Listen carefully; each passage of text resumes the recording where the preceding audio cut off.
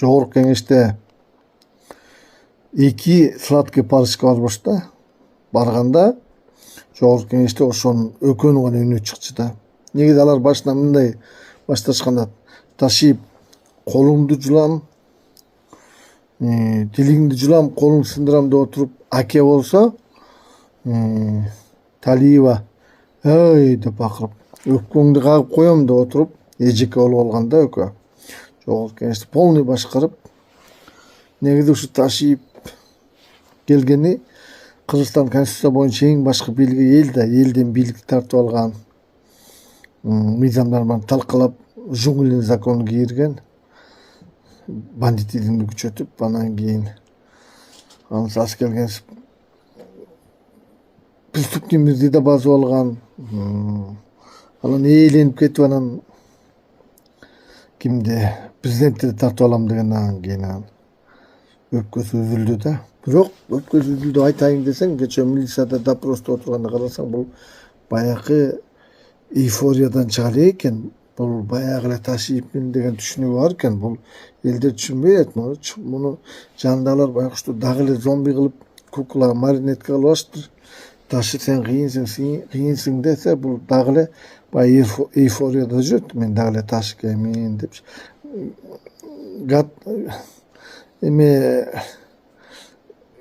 Гаденыш деп коет го, эмне эле жанагы гадкий утенок болуп калганын билбей калыптыр бул Ташы.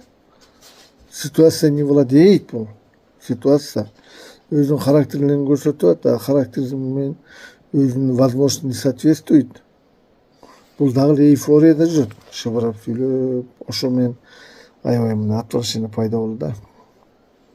А Талиева боюнча кантип министр болуп жүргөнүн билбейм да. Бүгүн комментарийлерин окусам, бир филармонияда бир жерде айтыптыр дейт. Талиева чай китеп ачып көрбөгөн кишилер биз башкарып атат да, кыргыз элин. Китеп окубагандар только баягы кантип кимди жайлап жамандап калам деп сөз аңдыгандар гана башкарып келаткан үчүн мамлекет талкаланып баратат да. Талиева токтогул сатылгандыгын жакшы ырчы экен. Филармонияга алып келип ырдаталы деп филармониядан айтыптыр, эй кыргыз элим. Анан ошол кишилер депутат болгонго бизге акысы барбы? Бул эжеке жогорку кеңеште депутаттардын көбүнө баягы өпкөм кагам, тигинтим митем деп отуруп эжеке болуп алып, жогорку кеңештен кетпей атат. Көп депутаттар буга должен. Ошон үчүн Талиева үчүн эч ким эчтеке унчукпай атат да. Анткени бүт баары көбү коммерсант, контрабандист да. Баягы бир кино көрдүм эле ушу айылда. Кимдин алтын тиши болсо, ошол мага картошка каршы дегендей. Жогорку кеңеште депутаттардын баары эле тиги Талиевага, Камила Талиевага должны. Алардын туугандарын жумушка койгон, алардын көп иштерин Ташыдан, короче, айгыр болгон деп атпайбы жогорку кеңеште. Көп ишин развать этип бергенде, ошон үчүн жогорку кеңеш депутаттары унчукпай эжекелеп отурушат да. Аларга давно эжеке болуп алган да. Мен эмне айтам, казыр ушундай болуп калып атат. Казыр бул чындап келсе, бул политика деле эмес да. Бирөө эйфорияда жүрөт. Мен дагы эле Ташымын депчи. Буларды сот давно камап чечип салыш керек да. Мен ушул деп канча блогер, канча кишилерди айтат элем да. Жаратылыш жөнүндө сүйлөбөйлү кыргыз элим. Жаратылыш катастрофага келди. Кайсы кызмат кимдерге бартам деп баары мертвый глаза да, өлүп калган көздөр экен. Кристальный стеклянный глаза. Жаратылышка эч ким оорубайт да. Ошону кыргыз элине кайрылам да, ошо блогерлер болобу, кимдир болот, жарандык коом баарлык чыгып жаратылыш жөнүндө сүйлөбөйлү. Высокий степень заражения болду жаратылыш. Сен түшүндүңөр? Бүт түрлүү оору болду. Эпизодия болду кыргыз элим. Ушу глобальный проблема. Ошого кайрылбайлыбы? Зачем Ташип деп отурасың? Ал Ташип, ал жөнөкөй эле больной киши экен да, аны соттоп чечтин. Аны бир ушунчо энергияны мамлекеттин келечеги үчүн, жаратылыш үчүн бурсаңар, блогерлер жөн эле кайрылып, мен ушу айтат элем да, Ташиптин блогерлери силерге чөтө акчаңар чечилип калган окшойт, миллион. Тимлени баягы чүрөк карасам, жана операция пирания деп коет. Taşıyıp жана көм сүйлөсөлөр туш-туштан келип түтүп кетип атышты. 5-6 келип талап кетет. Вообще эч ким сүйлөтпөй калды. Карасаң бир жан жок. Ким сүйлөсө ошону талкалап кетет. Эми мындай да бул жерден ушу ташы жөнүндө сот болуп атса, спикерлер өздөрү орун талашып жүрөт да. Мурдагы айтылган мисалы кечээ Бекназаровдун баласы сүйлөдү. Эми ал сүйлөөгө акысы бар. Ал действительно эме боюнча сүйлөдү ал. Действительно Кемпирабад боюнча Ташиевага өз тийиштүү өйдөрүптү. Анан Сыдыгалиев сүйлөдү Ташиев жөнүндө, вице спикер. Андан кийин Жанталашып Маматалиев сүйлөдү, Марлен спикер. Андан кийин Талант Мамытов сүйлөдү. Силер эмне спикерликти талашып атасыңар? Бирөөңөр кабалыш керек десе, бирөөңөр шакале деп жогорку кеңештен сүйлөп атасыңар. Уят деген болуш керек да. Ыйык трибунаны силеп айтаңар. Ташиевдин деңгээлине түшпөгүлө да. Дашакалит деп жогорку кеңештен сүйлөп. Мамытов да сүйлөй баштады. Булар чота спикерликти талашып атат окшойт. Экөө Сыдыгалиев менен Мамытов мындай салмактанганча тиги Маматалиев эртерээк шамдагайлык кылып шакал-макал деп сүйлөп жиберип атат да. Булар өздөрүнчө вайна, мен оюмчачы. А меники вайна. Кыргыз элим Дайыр Орунбеков болгон депутаттар жаратылышка көңүл буралчы. Азыр токтотуп калсак, токтотуп калабыз. Быйыл акыркы жылдары жаратылыштын жок. Болгон токойдун баары болуп калды. Болгон токой. Давайте Ташиев деп эле ошончо энергияны өкмөткө жеткирип, жаратылыш жөнүндө реальный глобальный проблема менен сүйлөшөлү кыргыз элим.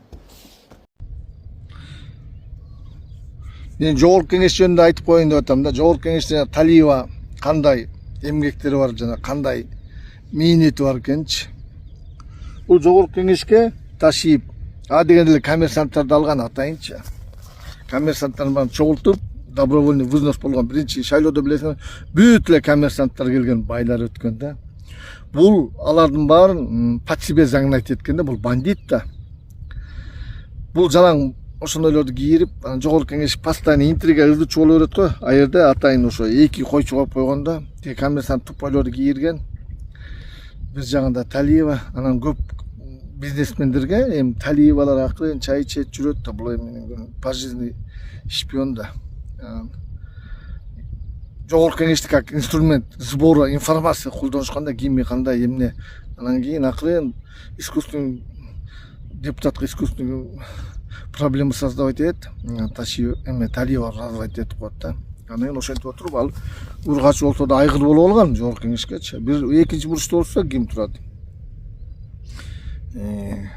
Жанакы Шакиев. Бул экөө бири-бирине үркүтүп, айтор коммерсанттар да эми баары эле көтүбок. Анан бүт баарын чогултуп алган. Аябай ырдычуу болуп отурган, кийин авторитет болуп калган Матфафия. Жанакы генерал тандайсыңбы же кимди тандайсың деген ушул да Талиева. Основной интриганы бар ушул болгон да. Бул Талиеванын оозу менен сүйлөтөт көп нерсеничи.